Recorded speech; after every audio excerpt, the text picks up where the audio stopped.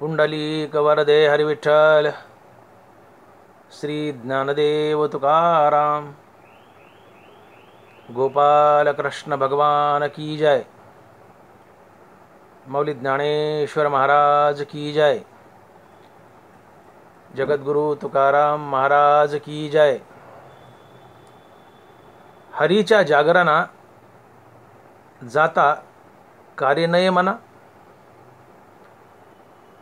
कोठे पाहसील तुटी आयुष्य वेचे फुकासाठी। ज्याची तुझ गुंती ते मोकलती तुझ अंती, कोठे पाहसील तुटी आयुष्य वेचे फुकासाठी। तुका म्हणे बरा लाभ काय तो विचारा, कोठे पाहसील तुटी आयुष्य वेचे फुकासाठी। प्रस्तुत कीर्तनरूपी सेवेसाठी निवडलेला अभंग जगद्गुरु श्री संत तुकाराम महाराज यांचा 4 चरणाचा आणि उपदेशपर व भक्तिपर प्रकरणातील अभंग आहे। तुकोबाराय म्हणतात, हरीच्या जागरणा जाता कार्य नये मना। हरीच्या जागरणा जाता कार्य नये मना। तुकोबाराय आम्हाला या अभंगातून उपदेश करतायत आणि एक प्रश्न विचारतायत। महाराज म्हणतायत, हरीच्या जागराला जाण्याचे तुझ्या मनात काय येत नाही? अर्थात माणसा हरीचे नामस्मरण करणे, भक्ती करणे हे तुझ्या मनात काय येत नाही? तुकोबाराय आम्हाला प्रश्न करतायत की माणसा हरीच्या जागराला जाण्याचे तुझ्या मनात काय येत नाही? अर्थात माणसा हरीचे नामस्मरण करणे, भक्ती करणे हे तुझ्या मनात काय येत नाही? इनडायरेक्टली तुकोबाराय म्हणतात की माणसा तू भक्ती का करत नाही? तू मुखानं हरिनाम का घेत नाही? असा प्रश्न तुकोबाराय आम्हाला करतायत।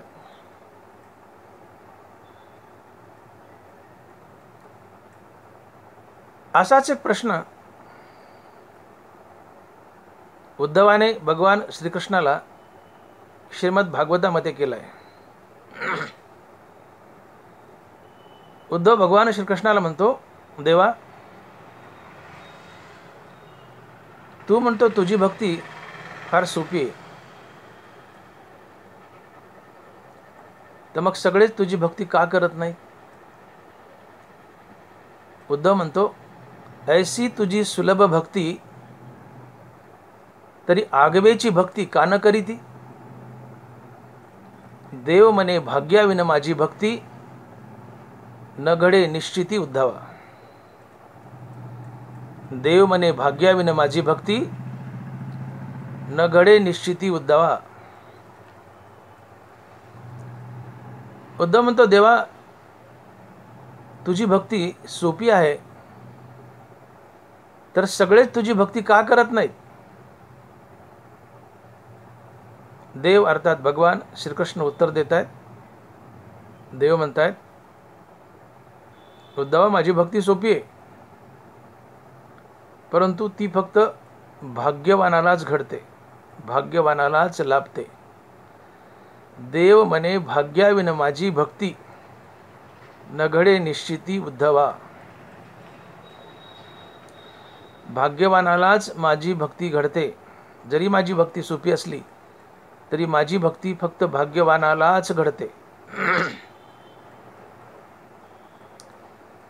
आणि भाग्यवान तो असतो की ज्याच्या पदरी भरपूर पुण्य आहे। तुकोबाराय बोलतात की तिळतिळ पुण्य साचा पडे तरी ते बहुता जन्मी जोडे, नाम तुझे वाचेसी आतुडे समागम घडे संतांचा. तिळतिळ तिळतिळ थोडं थोडं थोडं पुण्य साठवावं लागतं अनेक जन्मात. तिळतिळ पुण्य अनेक जन्मात साठवावं लागतं. तात्पर्य पुण्याचा संग्रह करावा लागतो, तेव्हा या पुण्याच्या बळावर देवाचं नाव तोंडात येतं.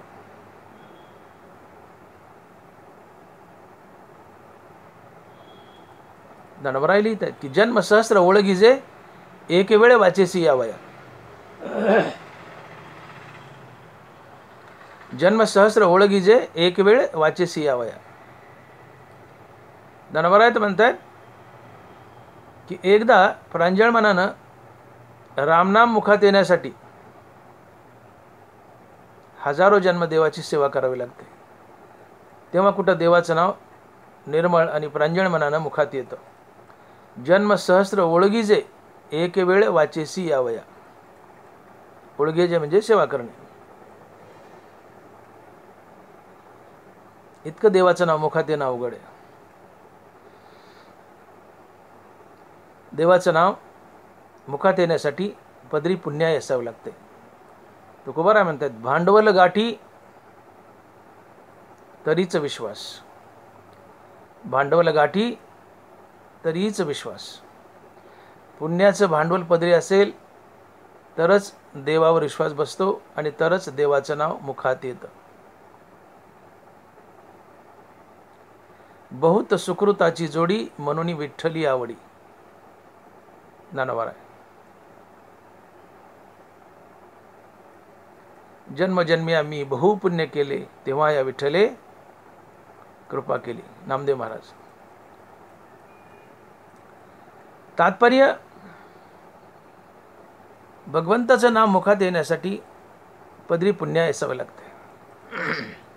पदरी जर पाप असेल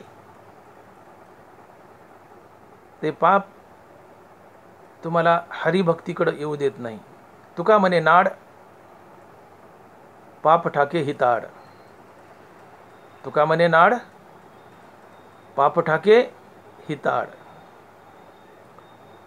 पाप आमच्या हिताला अडवं येतं.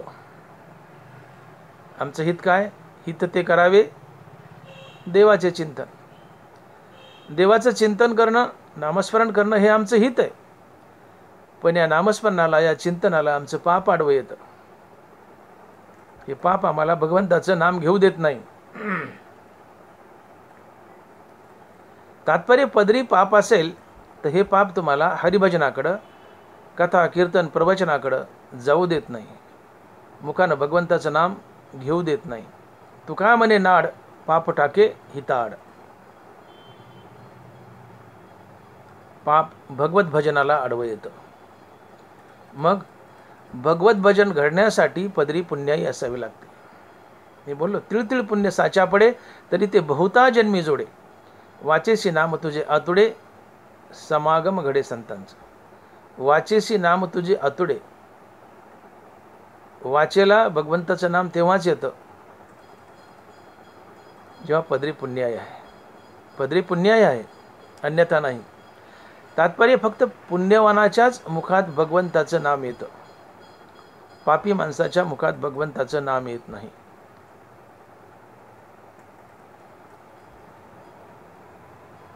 मग पापी माणसाच्या मुखात नाम येण्यासाठी काय करावं?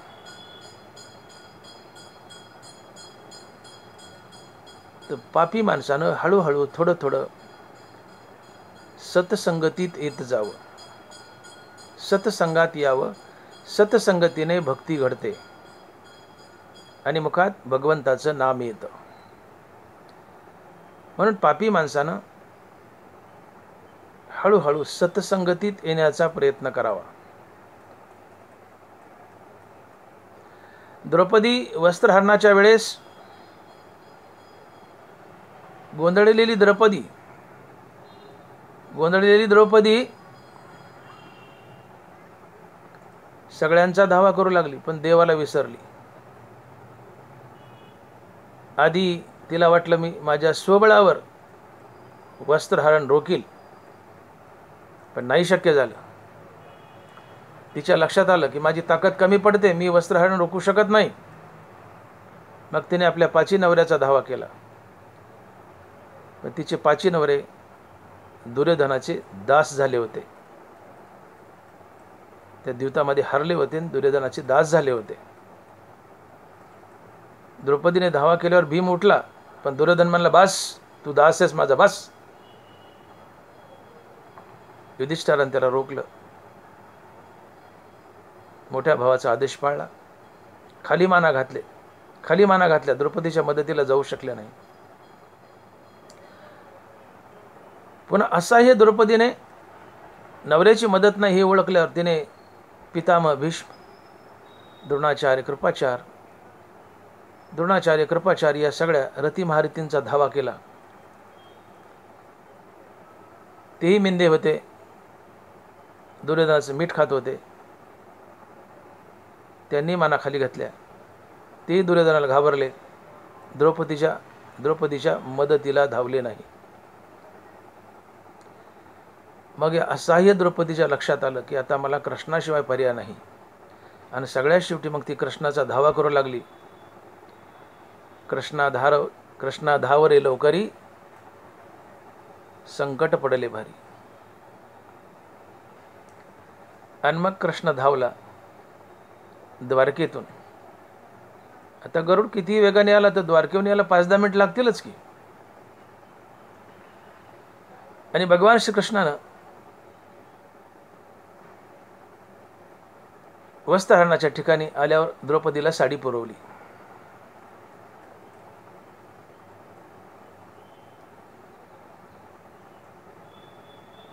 आणि द्रौपदीची लज्जा राखली.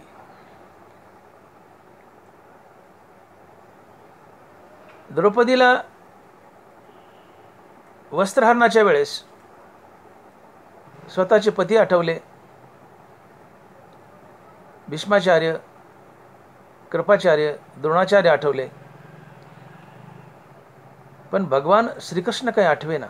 तो आठवला तो शेवटी आठवला. आणि तोही रुक्मिणी मातेच्या कृपेने आठवला.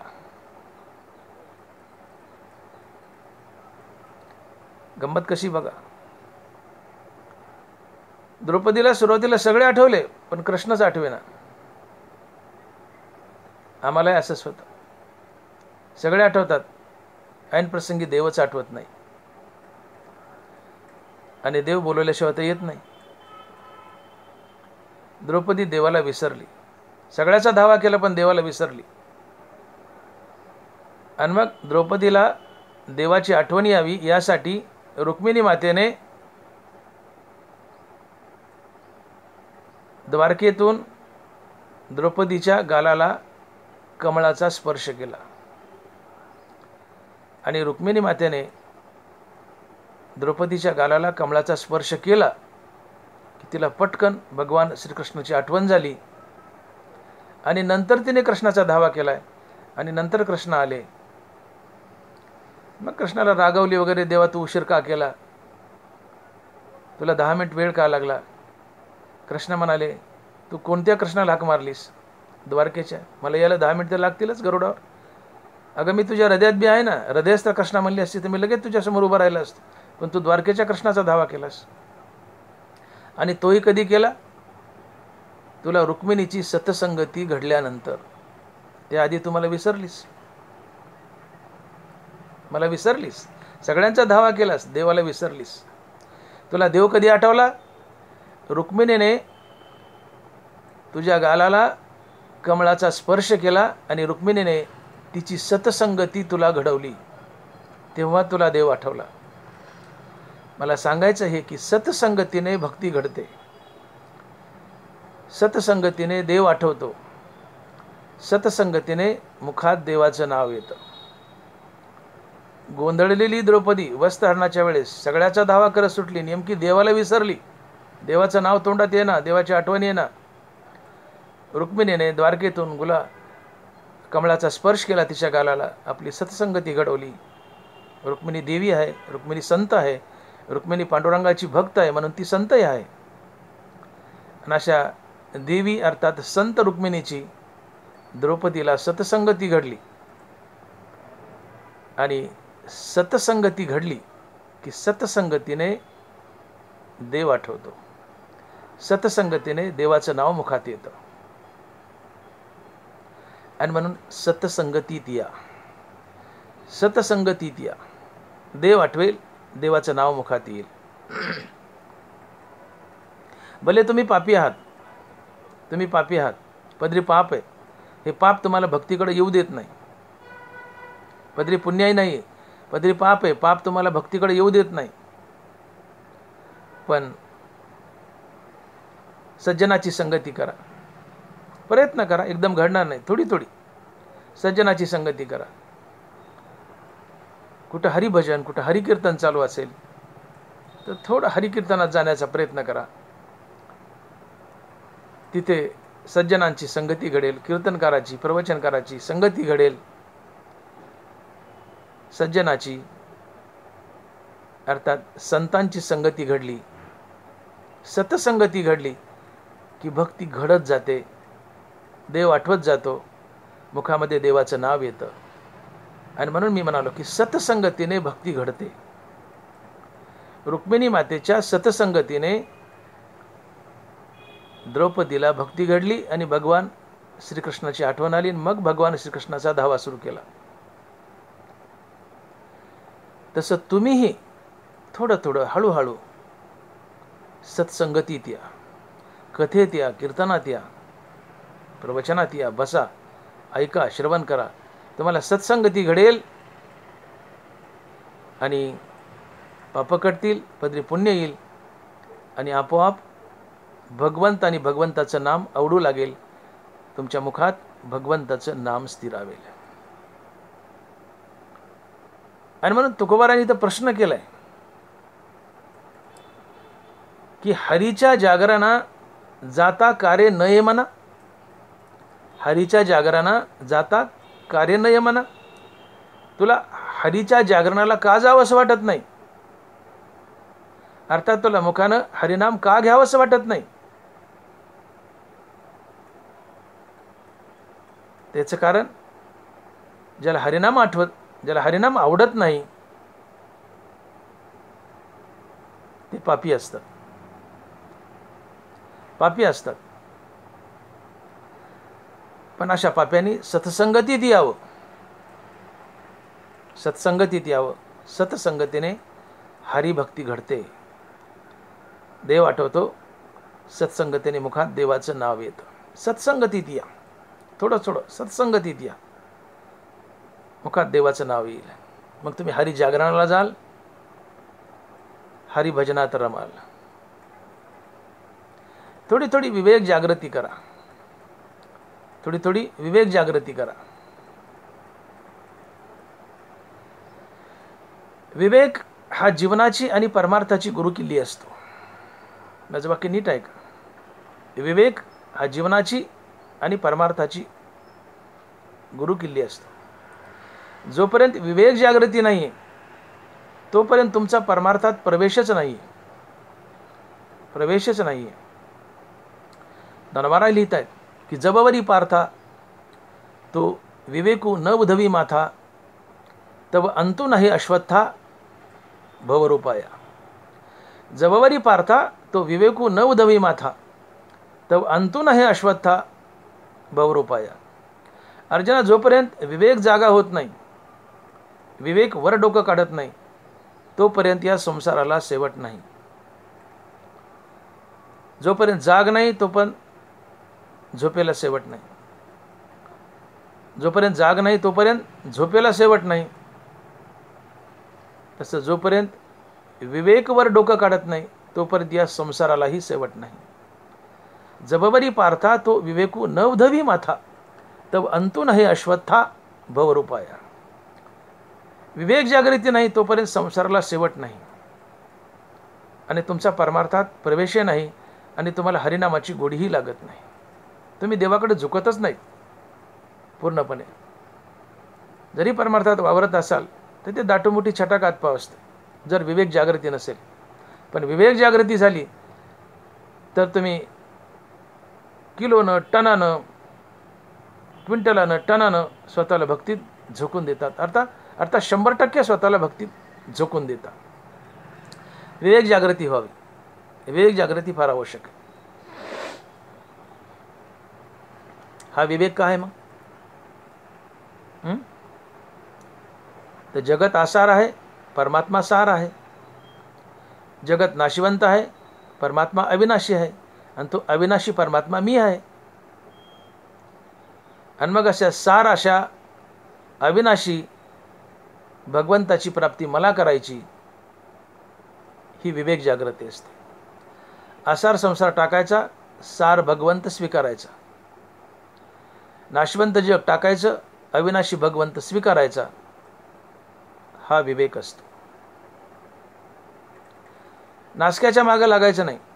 संसार नासका आहे, नाशिवंत आहे, मग जे अविनाशी आहे त्याच्या पाठीमागे लागायचं. हा सार विचार आहे, सारासार विचार आहे, हा विवेक आहे. भगवंत अविनाशी आहे, तो भगवंत मी आहे, असा बुद्धीचा निश्चय हा विवेक असतो.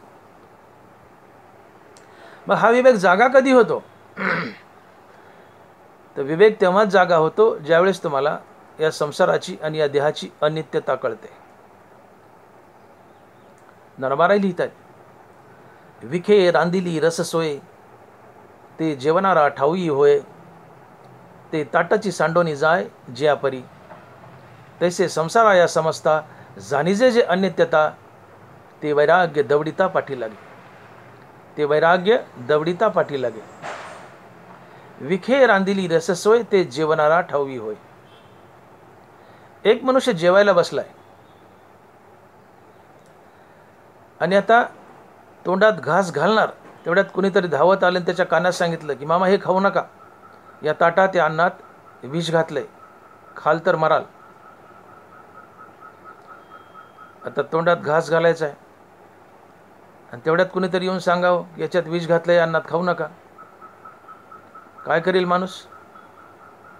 रागारागा उठेल, नुसता निघून जाणार नाही, ते ताटाची सांडोनी जाय जिया परी, ताट उलथ पालथ करून निघून जाईल. तोंडात घास घालायचा, कुणीतरी सांगितलं या ताटात विष घातले, खाऊ नका, मरताल. मनुष्य ताटावरून उठेल, नुसता निघून जाणार नाही, तर ताट उलथ पालथ करील आणि निघून जाईल. ते ताटाची सांडोनी जाय जिया परी. हे अन्न जर खाल्लं तर माझ्यासाठी मारक आहे. मनुष्य ताट उलथ पालथ करून निघून जातो. तसं ज्या दिवशी खात्रीने कळतं की संसार माझ्यासाठी मारक आहे, मनुष्य हा संसार त्या ताटासारखा उलथा पालथा करतो आणि निघून जातो. तैसे संसार या समजता जाणीजे जे अनित्यता, ते वैराग्य दवडिता पाठी लागे. संसार अनित्य आहे आणि संसाराचा मी भाग आहे म्हणून मी अनित्य आहे. ही संसाराची आणि आपल्या देहाची अनित्यता कळावी. संसार मरका आहे आणि मी संसाराचा भाग आहे म्हणून मी मरका आहे. हे संसाराचं आणि देहाचं मरकेपण आम्हाला कळावं. अर्थात जग नाशिवंत आहे, संसार नाशिवंत आहे आणि संसाराचा मी अंश आहे पण मी नाशिवंत आहे. मी कधीतरी मरणार आहे. संसार मरणार, मी मरणार. संसार अनित्य आहे, मी संसाराचा अंश म्हणून मी अनित्य आहे. हे संसाराचं आणि या देहाचं अनित्यपण कळावं. वैराग्य लंडासारखं तुमच्या मागे लागतं. त्याला काठीने हाकललं, काठीने हाणलं आणि हाकललं तरी ते बळच लंडासारखं मागं लागतं. ते वैराग्य दवडिता पाठी लागे आणि या वैराग्याने देव भेटतो. ते हे विषय वैराग्य जे आत्मलाभाचे भाग्य येणे ब्रह्मानंदा योग्य जीव होती. वैराग्याने देव भेटतो. आणि वैराग्य कधी पाठीमागे लागतं? संसाराची आणि देहाची अनित्यता कळाली तर. आणि म्हणून ज्या दिवशी तुम्हाला कळेल की संसार अनित्य आहे आणि मी संसाराचा भाग आहे म्हणून मी अनित्य आहे. संसार अनित्य, मी संसाराचा भाग आहे म्हणून मी अनित्य आहे. अर्थात आपला स्वतःचा मरकेपणा कळेल. मी मरका आहे. मी कधी ना कधी नवे मी अचानक मरणार आहे. हे डोक्यात फिट व्हावं. अर्थात तुम्ही मृत्यूचं नित्य स्मरण ठेवलं, मृत्यूचं नित्य स्मरण ठेवलं की या संसारावर आणि या देहावर उदास होता. संसार आणि हा देह मातीमोल वाटू लागतो आणि तुम्हाला आवडतो तो फक्त देव आणि देवाचं नाव. आणि अशा अवस्थेत वैराग्य लंडासारखं तुमच्या मागे लागतं, लंडासारखं, आणि वैराग्यानं देव भेटतो. संसार अनित्य, संसाराचा मी भाग आहे म्हणून मी अनित्य. म्हणजे काय कळेल तुम्हाला? संसाराची आणि या देहाची मारकता कळाली. संसाराची अनित्यता कळते म्हणजे संसाराची आणि या देहाची अनित्यता कळाली, संसाराची मारकता कळाली. अर्थात मी मरकाय, मी मरणार आहे ना अचानक मरणार आहे. कधी मरणार आहे? वारे वाटण वाहे की मरण मुहूर्त पाय, का निषिद्धाशी बे आगी जरी. सगळ्याला मुहूर्त आहे, मरणाला मुहूर्त नाही आहे. मरण अचानक येतं, गाला घालतं, वडून नेतं. मग मी मरकाय ना अचानक मरणार आहे, मला पताही नाही आहे. मरण डोळ्यापुढे येतं आणि मरण डोळ्यापुढे आलं की तुम्ही या देहाबद्दल, संसाराबद्दल उदास होता आणि तात्काळ वैराग्य तुमच्या जीवनात येतं आणि वैराग्यानं देव भेटतो. म्हणून संसाराची, देहाची अनित्यता समजावून घ्या. अर्थात मृत्यूचं नित्य स्मरण ठेवा. मृत्यू डोळ्यापुढे ठेवून जगा. मृत्यूच्या नित्य स्मरणानं काय होतं? मृत्यूच्या नित्य स्मरणाने तुमची दुष्कृत्य गळून पडतात. तुम्हाला हरिनामाची अवीट गोडी लागते. काय काय फायदे आहेत मृत्यूचे बघा. मृत्यू डोळ्यापुढे ठेवा, मृत्यू डोळ्यापुढे ठेवा आणि जगा. मृत्यूच्या नित्य स्मरणानं काय होतंय? मृत्यूच्या नित्य स्मरणाने तुमची दुष्कृत्य गळून पडतात. मृत्यूच्या नित्य स्मरणाने तुम्हाला हरिनामाची अवीट गोडी लागते. मृत्यूच्या नित्य स्मरणाने तुमच्या जीवनात विवेक वैराग्य येतं. मृत्यूच्या नित्य स्मरणाने तुम्हाला देव भेटतो. आणि हा सफल परमार्थ आहे. तुम्ही देवापर्यंत पोहोचले कशाने? मृत्यूच्या नित्य स्मरणानं. आणि म्हणून मृत्यू हितकारी आहे. जरी तो आम्हाला मारत असला, वडून नेत असला, आम्हाला संपवत असला, म्हणून आम्हाला तो दुश्मन वाटतो, परंतु संसार जिंकण्यासाठी मृत्यू हितकारी आहे. का तर मृत्यूचं नित्य स्मरण, याचे अनेक फायदे आहेत. मृत्यूच्या नित्य स्मरणाने आमची दुष्कृत्य गळून पडतात, आम्हाला हरिनामाची अवीट गोडी लागते, आमच्या जीवनात विवेक वैराग्य येतं आणि आम्हाला देव भेटतो. आम्ही जग जिंकलं. मनुष्य देहाचा उद्देशच काय? पाय पाशराच्या गावा जया लागी आले पांडवा, तो कार्यार्थ वागवा सांडून या. इथं येणं केलंय मनुष्य जीवनाला ते केवळ आणि केवळ संसार जिंकण्यासाठी. देव भेटला आम्हाला. नरदेहीचा हाची स्वार्थ साधावया चौथा पुरुषार्थ. आम्ही मुक्ती मिळवली, आम्हाला देव भेटला, म्हणजे आम्ही धन्य झालो, आम्ही जिंकलो. मुक्ती ही फायनल अचिव्हमेंट आहे, ती प्रत्येकाला मिळवायची. जोपर्यंत मुक्ती नाही तोपर्यंत संसार बंधनातून सुटका नाही आहे. पुन्हा जन्मायचे, पुन्हा मरायचे, पुन्हा जन्माचे, पुन्हा मरायचे, हे रहाटगाडगं चालूच आहे. उपजेते नाशे, नाशिले पुनरपी दिसे, हे घटिका यंत्र जैसे परिभ्रम आहे का? मोक्ष नाही तोपर्यंत जन्ममरण मागं लागलेलंच आहे. आणि मग मोक्ष कशाने मिळतो? हरिनाम निष्काम कर्म याने तर मोक्ष मिळतोच, परंतु ते हरिनाम मुखात येण्यासाठी मृत्यूचं नित्य स्मरण ठेवावं लागतं. तात्पर्य तुम्हाला देव भेटतो तो प्रामुख्याने मृत्यूच्या नित्य स्मरणानं. का? तर मृत्यूच्या नित्य स्मरणानं तुमची दुष्कृत्य गळून पडतात, तुमच्या मुखात देवाचं नाव येतं, तुमच्या जीवनात विवेक वैराग्य येतं आणि शेवटी तुम्हाला देव भेटतो. इतके फायदे मृत्यूच्या नित्य स्मरणानं झाली. आणि म्हणून मृत्यूची आठवण ही हितकारी आहे. मृत्यू हितकारी. भले आम्हाला मारतो, ओढून नेतो, ओढून तर नेणार आणि कधी ना कधी मारणारच आहे, शेवट तर आहे जीवनाला, न्यायचं तेव्हा नेईल. पण मृत्यूची आठवण ठेवली, मृत्यूचं स्मरण ठेवलं तर तो आमच्यासाठी हितकारी आहे. का? तर त्या मृत्यूच्या स्मरणानं दुष्कृत्य गळून पडतात, मुखात भगवंताचं नाम येतं, जीवनात विवेक वैराग्य येतं, देव भेटतो, जीवन धन्य होतं, आम्ही मुक्त होतो. ही सफल जीवन यात्रा आहे. आणि म्हणून नेहमी मृत्यूचा उपकार म्हणा, मृत्यूचं नित्य स्मरण ठेवा. मृत्यू डोळ्यापुढे ठेवून जगा. देव भेटेल, देव भेटेल. मृत्यूच्या नित्य स्मरणानं तुमची दुष्कृत्य गळून पडतात आणि सन्मार्गाने तुम्ही वाटचाल करता. दुष्कृत्य गळाली, तुम्ही सत्कर्म करू लागता, मुखात देवाचं नाव येतं, विवेक वैराग्य येतं आणि देव भेटतो. मृत्यूच्या स्मरणाने पहिला फायदा होतो तो मृत्यूच्या नित्य स्मरणाने तुमची दुष्कृत्य गळून पडतात, तुम्ही पापरहित बनता. एक गावगुंड नाथ महाराजाकडे गेला आणि नाथ महाराजाने एक प्रश्न केला की म्हणले, महाराज तुमचं जीवन एवढं शांत आणि निष्पाप कसं काय? आम्हाला रहस्य तरी सांगा.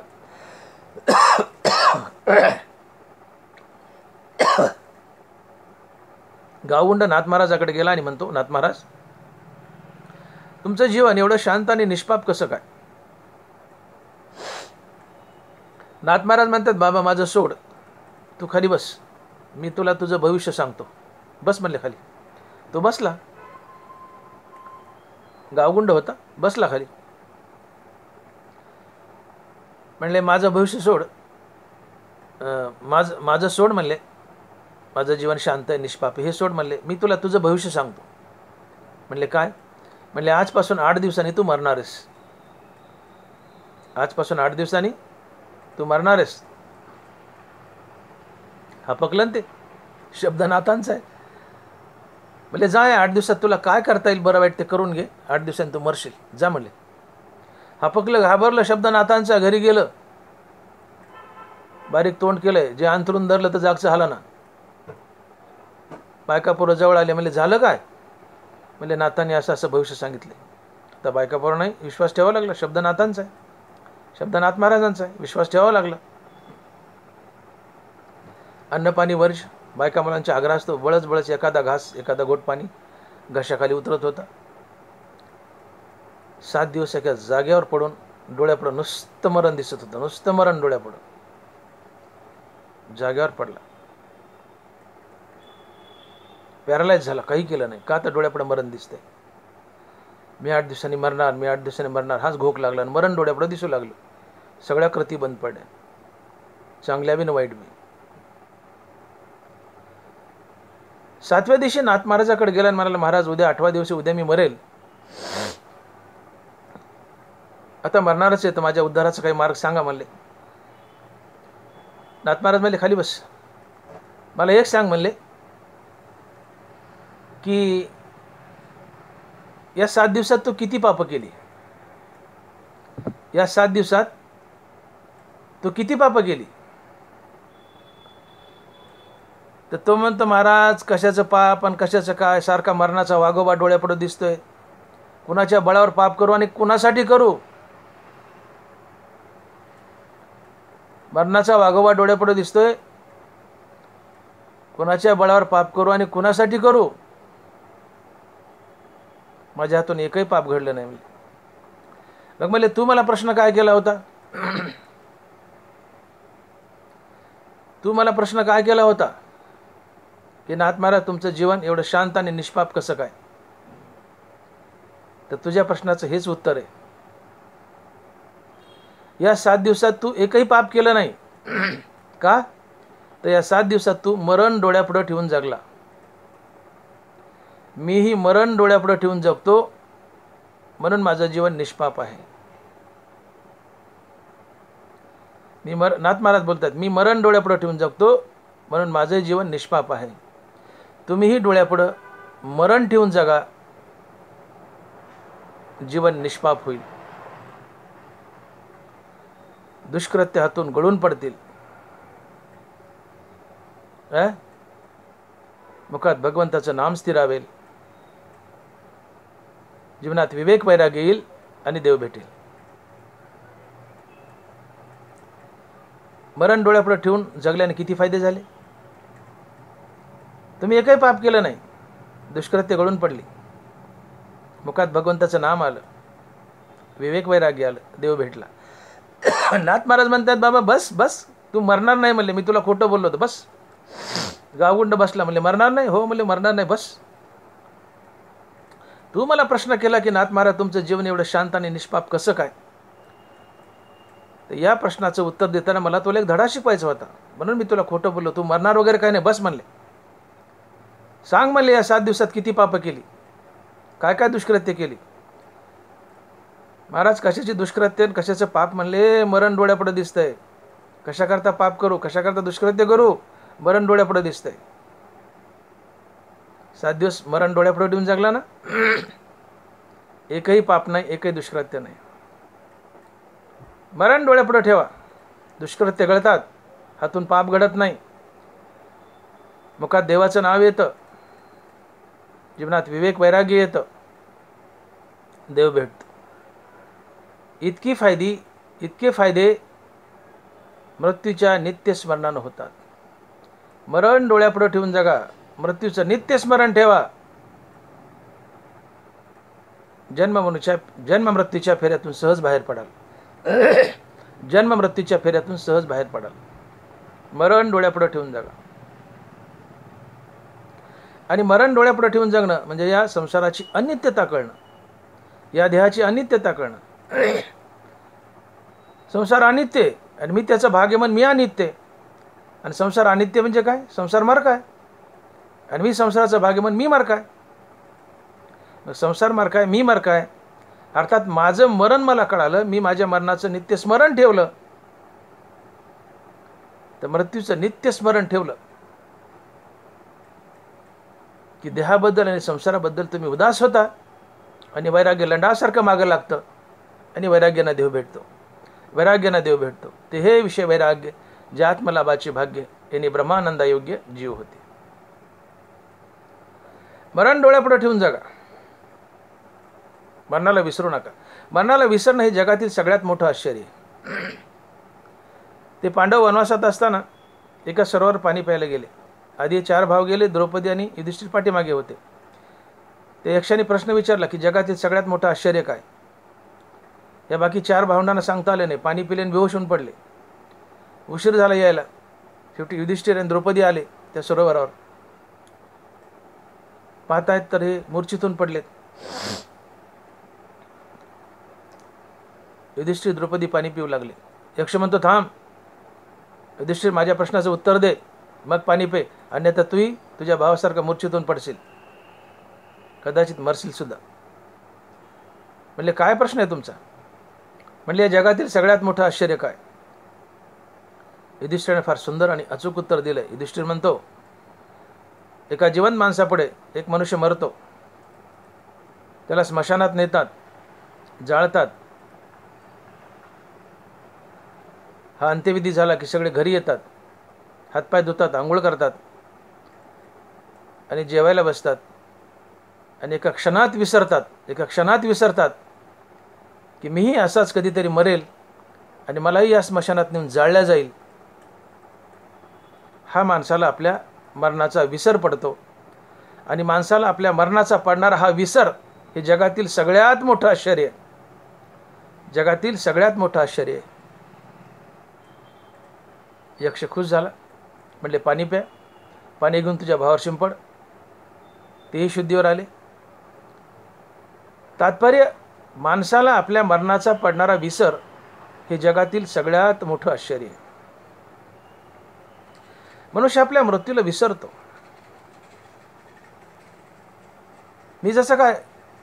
मनुष्य जसं काय अमरपट्टा घेऊन आला आता कधीच मरणार नाही या भूषणात वागत असतो. मरणाने एवढा विळखा मारलाय आम्हाला की जीवनाची व्याख्या जर अशी केली तर फारसं वावगं ठरणार नाही. की जीवन म्हणजे काय, तर मरण बाजूला सरकवत पुढं चालणे म्हणजे जीवन. मरण बाजूला सरकवत पुढं चालणे म्हणजे जीवन. इतकं पावलोपावली मरणानं थैमान माजवले. कशाने मरण येतं. नाक दाबलं मरण, तोंड दाबलं मरण, नाक तोंड दोन्ही दाबले मरण,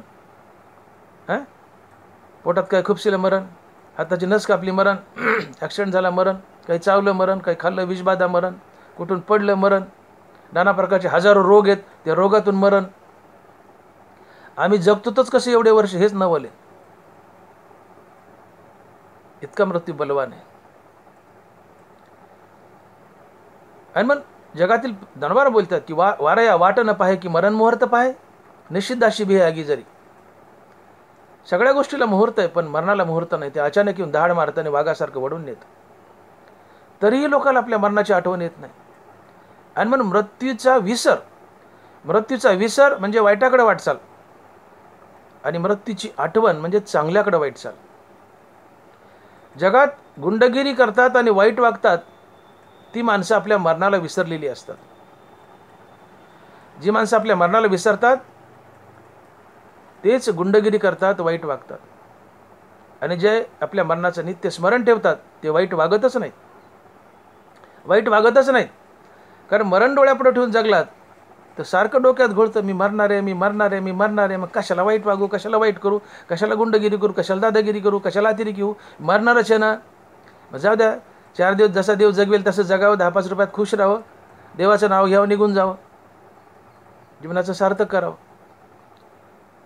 म्हणून मृत्यूचा विसर म्हणजे वाईटाकडं वाटचाल, मृत्यूचं स्मरण म्हणजे चांगल्याकडे वाटचाल, आणि हे चांगलं म्हणजे देवाची प्राप्ती. मृत्यूचं स्मरण तुम्हाला देवाची प्राप्ती करूनच देतं. आणि म्हणून तुकोबारा अभंगाच्या पहिल्या चरणात जे म्हणतायत की हरीच्या जागरणा जाता कार्य नये म्हणा, हरीच्या जागरणा जाता कार्य नये म्हणा. तुला हरीच्या जागरणाला का जा वाटत नाही, किंवा तू हरीचं नाम का घेत नाही, तर तुमच्या पदरी पाप आहे. हे पाप तुम्हाला हरिनामाकडे जाऊ देत नाही, हरी जागरणाला जाऊ देत नाही. तर यासाठी तुम्ही आपल्या मृत्यूचं नित्य स्मरण ठेवा. मृत्यूच्या नित्य स्मरणाने दुष्कृत्य घडून पडतात, मुखात भगवंताचं नाम कायमचं स्थिरावतं, जीवनात विवेक वैराग्य येतं, आणि या विवेक वैराग्यानं देव भेटतो. मृत्यूचं नित्य स्मरण ठेवा, देव भेटतो. मुखात नाम येतं आणि देवही भेटतो. सतसंगतीत या, मुखात नाम येतं. आणि म्हणून सतसंगतीने आणि मृत्यूच्या नित्यस्मरणाने, सतसंगतीने आणि मृत्यूच्या नित्यस्मरणाने मुखात भगवंताचं नाम कायमचं स्थिरावतं. आणि मग तुम्हाला हरीच्या जागरणाला जावं वाटतं, हरिनाम घ्यावं वाटतं, हरिनाम आवडतं, देव आवडतं.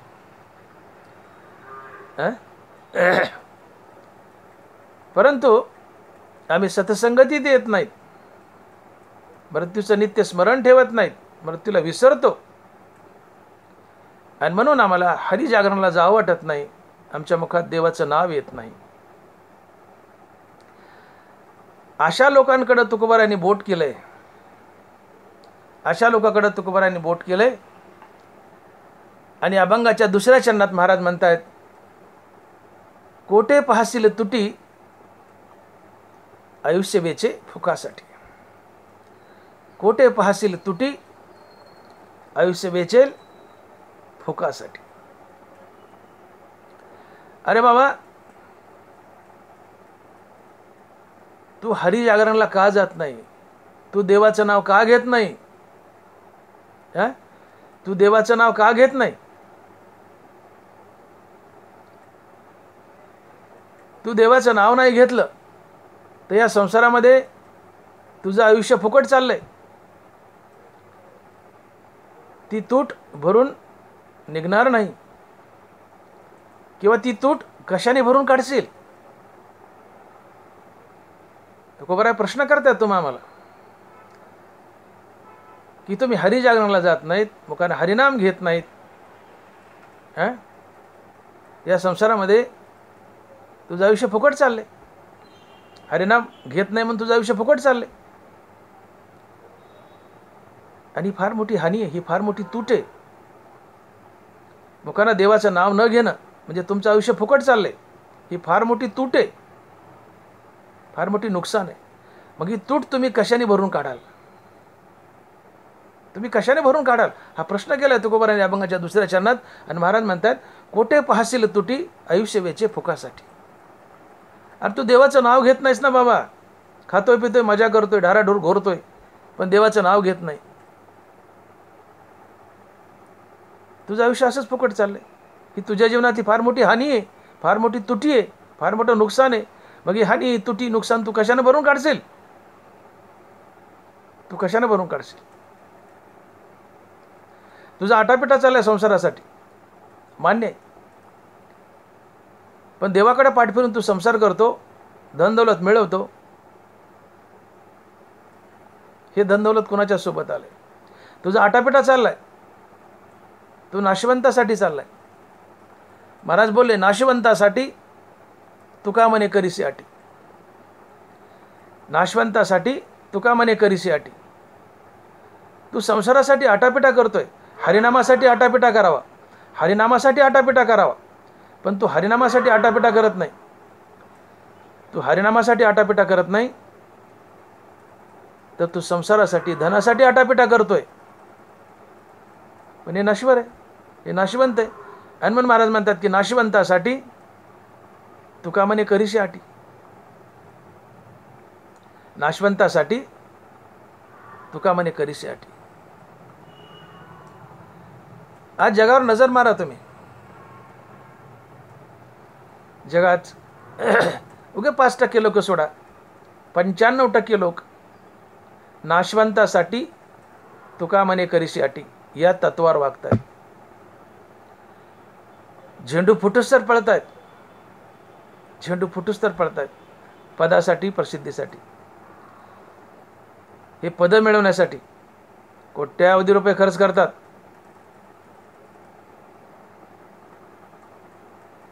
कुणाला जय मिळतं, कुणाला मिळत नाही. कोट्यावधी रुपयाचा चुरडा होतो पदासाठी.